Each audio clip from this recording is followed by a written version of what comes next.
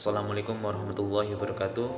Yang saya hormati Bapak Hadi Ma'ruf selaku dosen pengampu mata kuliah Ekonomi Industri dan teman-teman yang berbahagia. Di sini saya Nisa Ruflan Tamami, perwakilan dari kelompok 11 akan memulai jalannya diskusi pada hari ini mengenai materi mengenal diferensiasi produk dan implikasinya. Sebelum masuk ke pemaparan materi, di sini saya akan memperkenalkan anggota dari kelompok kami, yaitu yang pertama Alfi Rohmayanti NIM 347, Erna Diwahyuni NIM 355, Nisir Frontamami NIM 356, dan Elvira Devi Anggreni NIM 372. Selanjutnya yaitu pemaparan materi. Untuk pemaparan materi 1, waktu dan tempat kami persilahkan. Assalamualaikum warahmatullahi wabarakatuh. Saya Rohmayanti NIM 347. Di sini saya akan menyampaikan materi yang pertama, yaitu A. Pendahuluan.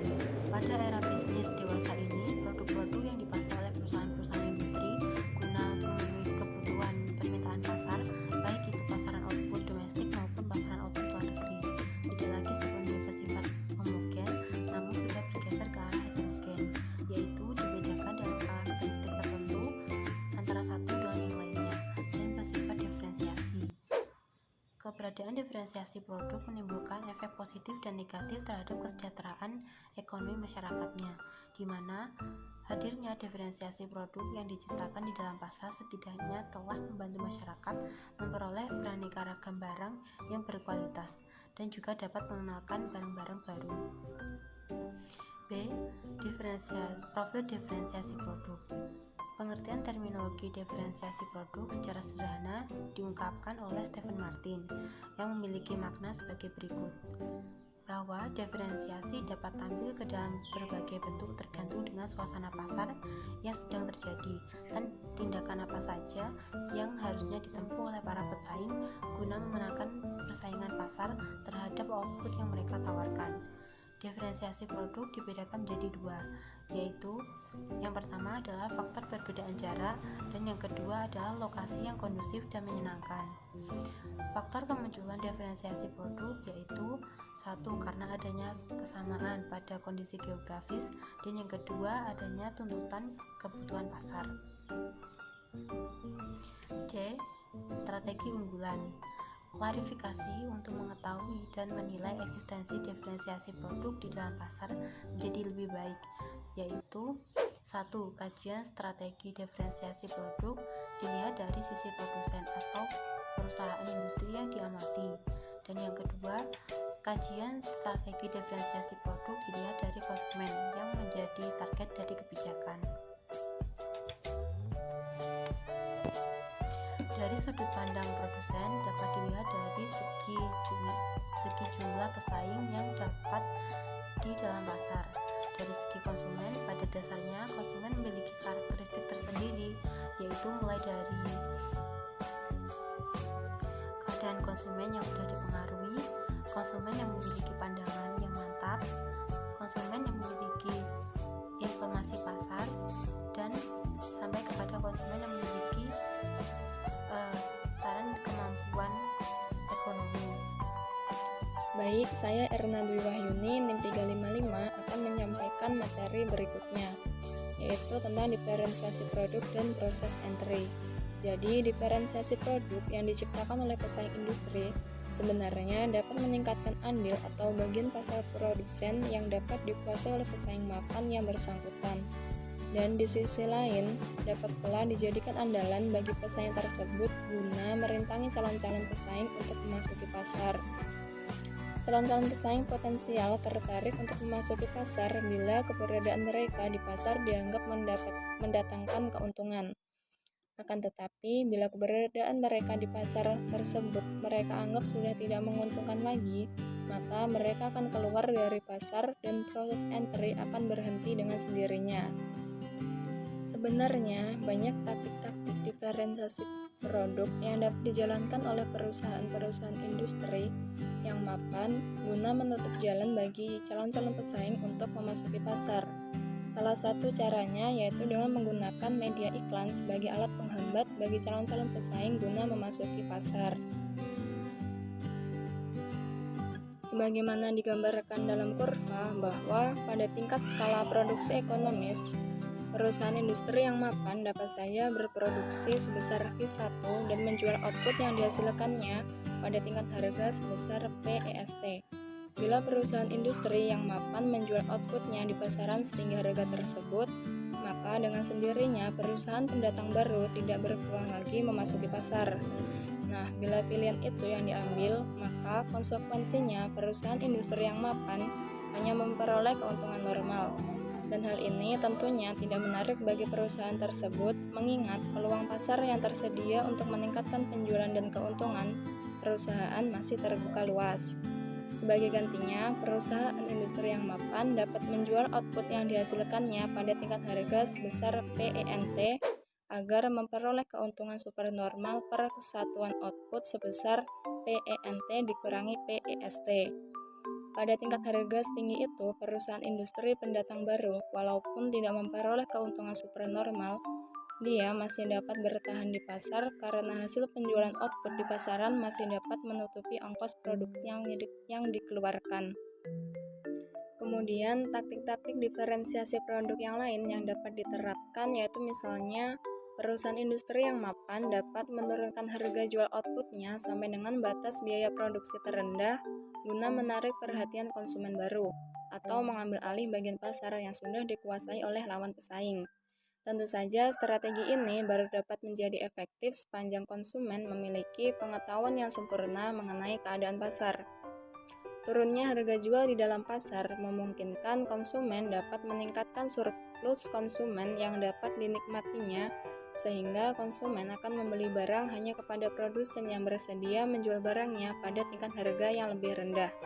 Akibatnya, karena pendatang baru memiliki biaya produksi untuk menghasilkan produk relatif lebih tinggi, maka permintaan pasar bagi output yang ditawarkannya mengalami penurunan, dan keadaan ini sekaligus membuat proses entry menjadi terblokade. Dan begitu juga halnya bagi perusahaan-perusahaan pendatang baru, mereka perlu membuat perhitungan-perhitungan yang matang guna memasuki pasar dan bertahan di pasar.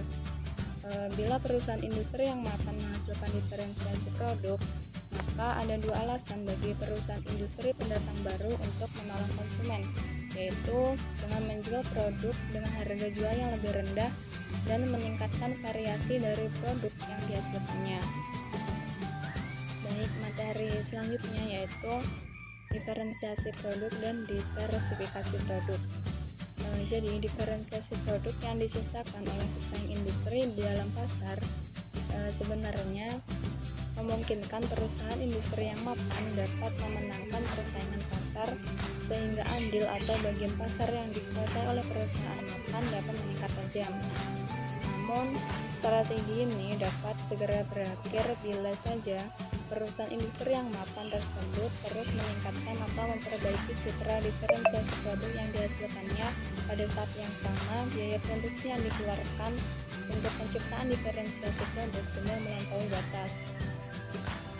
Oleh karena itu, akhirnya banyak perusahaan menjalankan strategi campuran, yaitu di samping menciptakan diferensiasi produk, juga produk yang dihasilkan bersifat beraneka ragam atau diversifikasi.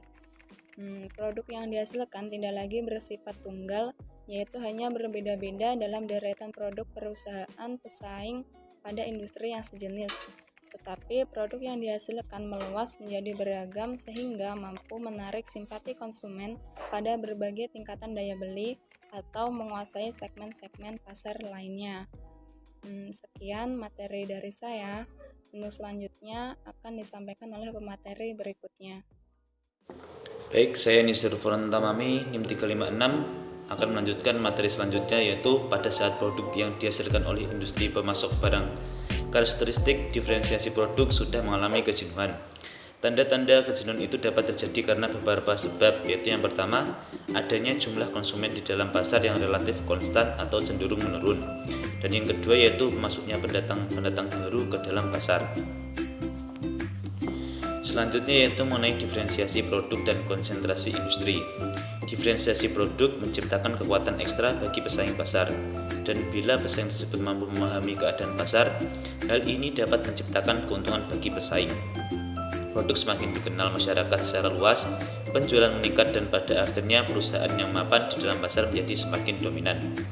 Bukti empiris menunjukkan ada hubungan positif antara diferensiasi produk dan konsentrasi industri, yaitu semakin industri terkonsentrasi maka penciptakan diferensiasi produk semakin tinggi.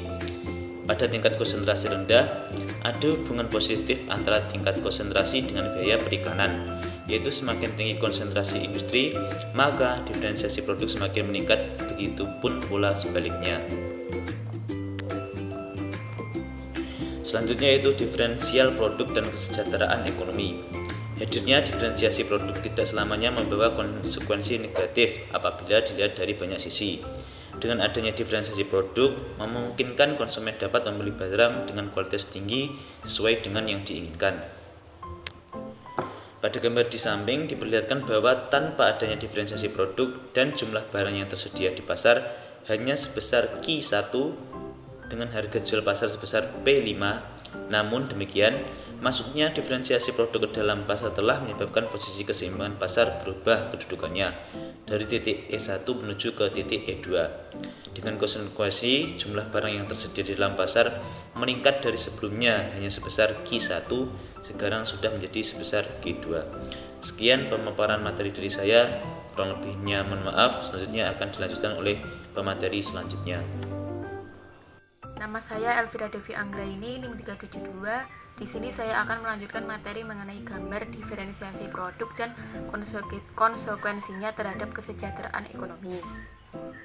Jika dilihat dari sisi penyediaan output pasar, tentu saja harga jual produk menjadi meningkat akibat adanya biaya promosi yang harus dikeluarkan. Namun demikian, jika dilihat secara keseluruhan, konsumen menjadi diuntungkan. Jadi diferensiasi produk menyebabkan bertambahnya manfaat sosial bagi masyarakat.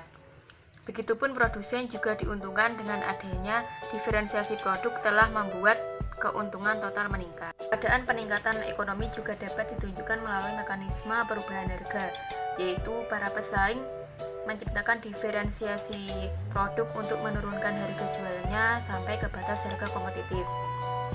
Penurunan harga jual ini dapat pula dikehendaki oleh pesaing yang mapan guna mencegah bertambahnya pendatang-pendatang baru ke pasar, dan sekaligus strategi ini dapat diarahkan guna menarik perhatian konsumen yang sudah berada dalam pasar untuk membeli produk yang dihasilkan.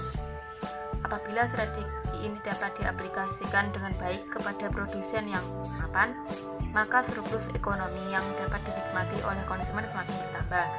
Dengan demikian, kesejahteraan ekonomi masyarakat semakin meningkat dengan adanya transfer daya beli dari produsen ke konsumen.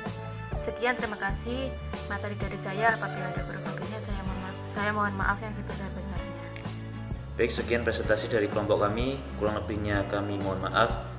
Billahi taufiq wal hidayah, walidhu wal inayah. Wassalamualaikum warahmatullahi wabarakatuh.